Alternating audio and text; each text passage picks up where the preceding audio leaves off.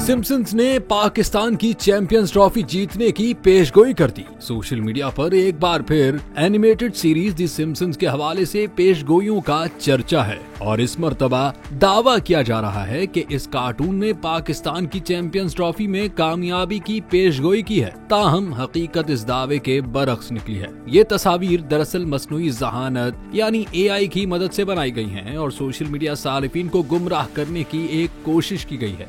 ये पहला मौका नहीं है कि दी सिम्पसन्स की पेशगोइयों ने अवाम की तवज्जो हासिल की हो। माजी में भी साबिक अमरीकी सदर डोनाल्ड ट्रंप की जीत, नायब सदर कमला हैरिस की कामयाबी और लॉस एंजलिस में होने वाली आतिशज़दगी जैसे वाक़यात से मुताल्लिक पेशगोइयां सामने आई।